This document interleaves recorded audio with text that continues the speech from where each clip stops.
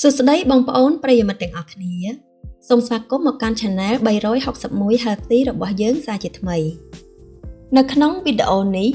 យើងនឹងចែករំលែកនៅទម្លាប់ពេលយប់ដ៏មានប្រសិទ្ធភាពចំនួន7ដែលអាចជួយឲ្យលោកអ្នកគេងលក់បានស្រួលនិងស្កប់ស្កល់ការគេងឲ្យបានគ្រប់គ្រាន់គឺមិនមែនត្រឹមតែជាការសម្រាកកាយប៉ុណ្ណោះទេប៉ុន្តែវាក៏ជាកត្តាចាំបាច់សម្រាប់សុខភាពផ្លូវកាយនិងផ្លូវចិត្តរបស់យើងផងដែរនៅក្នុងសង្គមដែលពោរពេញទៅដោយភាពមមាញឹកការគេងឲ្យបានស្កប់ស្កល់គឺជារឿងដ៏សំខាន់បំផុតដើម្បីទ្រទ្រង់ថាមពលសម្រាប់បំពេញការងារនិងកិច្ចការប្រចាំថ្ងៃតើលោកអ្នកឧស្សាហ៍មានអារម្មណ៍ថានឿយហត់នៅពេលព្រឹកទោះបីជាបានគេងច្រើនម៉ោងហើយក៏ដោយឬក៏ពិបាកក្នុងការគេងលក់បើដូច្នេះមែនវីដេអូនេះគឺសម្រាប់លោកអ្នកហើយយើងនឹងបង្ហាញអំពីទម្លាប់ងាយៗដែលលោកអ្នកអាចចាប់ផ្ដើមអនុវត្តបានចាប់ពីយប់នេះតទៅ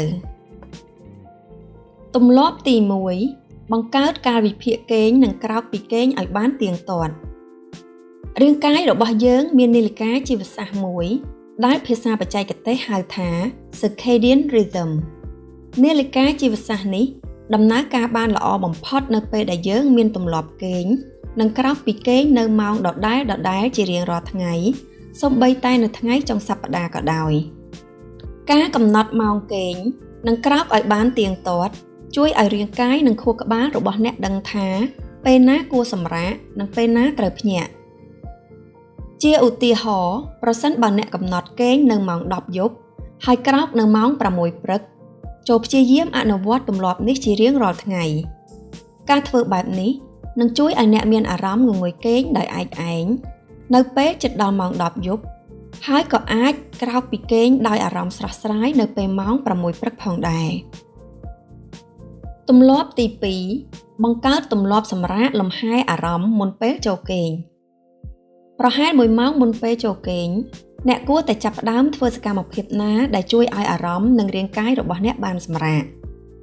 វាជាសញ្ញាប្រាប់ទៅខួរក្បាលរបស់អ្នកថាដល់ពេលត្រូវបន្ថយល្បឿននិងត្រៀមខ្លួនសម្រាកហើយនៅក្នុងវប្បធម៌ខ្មែរយើងមានវិធីសាស្ត្រជាច្រើនដែលអាចជួយឲ្យយើងសម្រាកអារម្មណ៍បានដូចជាវិធីសាស្ត្រទី1ការទទួលទានភេសជ្ជៈក្តៅអ៊ុនៗការឆុងតែខ្ញីស្លឹកគ្រៃឬទឹកដោះគោក្តៅអ៊ុនៗមួយពែងអាចជួយឲ្យរាងកាយមានភាពធូរស្រាលវិធីសាស្ត្រទី2ការអានសៀវភៅជំនួសឲ្យការមើលទូរទស្សន៍ឬទូរស័ព្ទដៃការអានសៀវភៅអាចជួយឲ្យចិត្តរបស់អ្នកស្ងប់វិធីសាស្ត្រទី3ការស្ដាប់តន្ត្រីការចាក់ភ្លេងដែលមានចង្វាក់យឺតក៏អាចជួយបន្ធូរអារម្មណ៍បានយ៉ាងល្អប្រសើរអ្នកអាចស្វែងរកភ្លេងទាំងនេះបានយ៉ាងងាយស្រួលនៅលើប្រព័ន្ធផ្សព្វផ្សាយសង្គម YouTube វិធីសាស្ត្រទី4ការងូតទឹកក្តៅអ៊ុនៗការត្រាំខ្លួនឬងូតទឹកក្តៅអ៊ុនៗអាចជួយបញ្ចុះសីតុណ្ហភាពរាងកាយបន្តិចក្រោយពេលងូតទឹករួចដែលជាសញ្ញាមួយជួយឲ្យអ្នកងាយគេងលក់ស្រួលទម្លាប់ទី3បិទនិងដាក់ឧបករណ៍អេឡិចត្រូនិកឲ្យឆ្ងាយពីខ្លួនពន្លឺពណ៌ខៀវដែលបញ្ចេញពីអេក្រង់ទូរស័ព្ទនិងកុំព្យូទ័រអាចរំខានដល់ការផលិតអរម៉ូនមេឡាតូនីនដែលជាអរម៉ូនគ្រប់គ្រងការគេងហេតុនេះហើយអ្នកគួរតែបញ្ឈប់ការប្រើប្រាស់ឧបករណ៍ទាំងនេះយ៉ាងហោចណាស់1ម៉ោងមុនពេលចូលគេងជំនួសឲ្យការមើល Facebook ឬមើលវីដេអូ YouTube អ្នកអាចចំណាយពេលវេលានេះជាមួយគ្រួសារនិយាយគ្នាលេងឬសកម្មភាពផ្សេងៗដែលបានរៀបរាប់នៅក្នុងទម្លាប់ទី2ការធ្វើបែបនេះមិនត្រឹមតែជួយឲ្យអ្នកគេងលក់ស្រួលប៉ុណ្ណោះទេថែមទាំងជួយពង្រឹងទំនាក់ទំនងក្នុងគ្រួសារទៀតផងទម្លាប់ទី4រៀបចំបន្ទប់គេងឲ្យមានផាសុកភាពបន្ទប់គេងរបស់អ្នកគួរតែជាកន្លែងសម្រាប់ការគេងនិងការសម្រាកតែប៉ុណ្ណោះដើម្បីបង្កើតបរិយាកាសអំណោយផលដល់ការគេងអ្នកគួរតែរៀបចំបន្ទប់គេងរបស់អ្នកដូចខាងក្រោម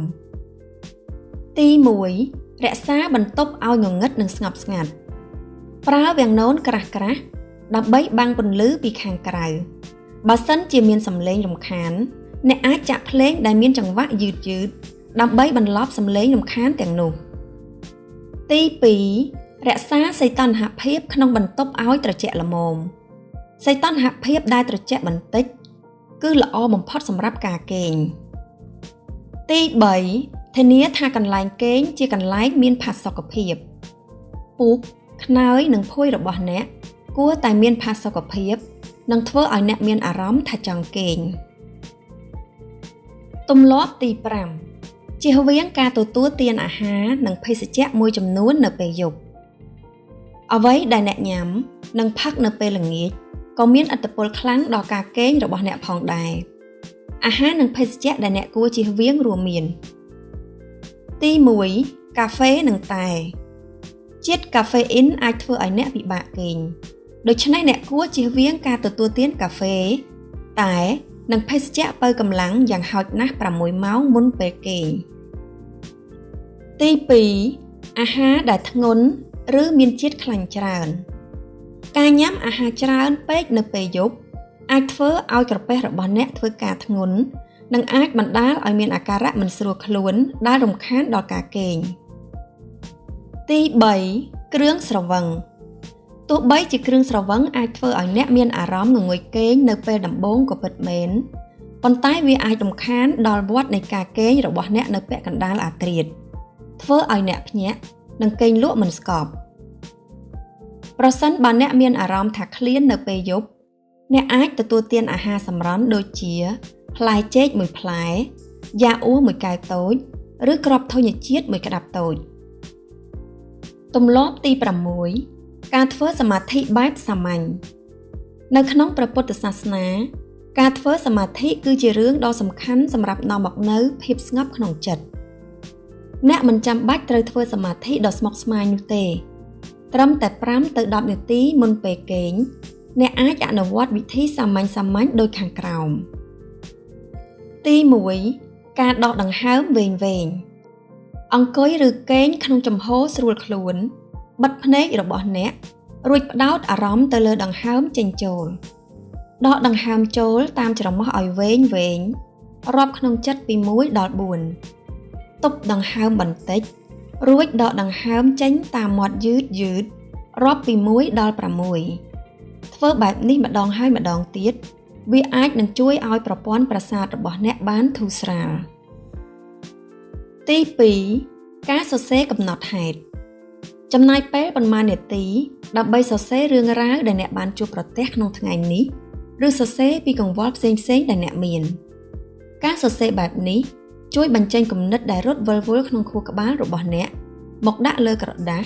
ធ្វើឲ្យចិត្តរបស់អ្នកស្រឡះនិងងាយស្រួលគេងលក់ទម្លាប់ទី7ការធ្វើលំហាត់ប្រាណឲ្យបានទៀងទាត់តែជៀសវាងធ្វើនៅពេលជិតគេងការហាត់ប្រាណគឺពិតជាមានសារៈសំខាន់សម្រាប់សុខភាពនិងការគេងការធ្វើលំហាត់ប្រាណនៅពេលថ្ងៃអាចជួយឲ្យអ្នកគេងលក់ស្កប់ស្កល់នៅពេលយប់ប្រសិនបើអ្នកចង់ធ្វើចលនារាងកាយនៅពេលល្ងាច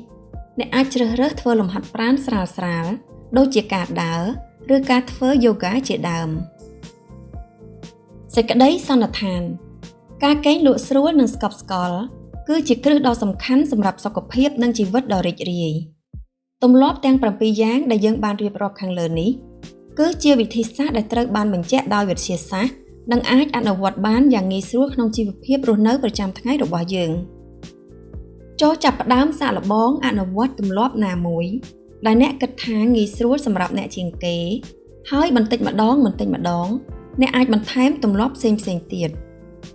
យើងខ្ញុំជឿជាក់ថាជាមួយនឹងការអនុវត្តទម្លាប់ទាំងនេះជាប់លាប់អ្នកនឹងទទួលបាននូវការគេងដ៏មានគុណភាពនិងនាំមកនូវថាមពលនិងភាពស្រស់ស្រាយសម្រាប់ថ្ងៃថ្មីសូមអរគុណសម្រាប់ការទស្សនាប្រសិនបើបងប្អូនយល់ថាវីដេអូនេះមានប្រយោជន៍សូមកុំភ្លេចជួយចុច like share និង subscribe Channel 361 Healthy ដើម្បីទទួលបានវីដេអូថ្មីៗស្ដីអំពីចំណេះដឹងសុខភាពពី Channel របស់យើងខ្ញុំបន្ថែមទៀតសូមជូនពរឲ្យបងប្អូនមានសុខភាពល្អទាំងអស់គ្នាសូមជម្រាបលា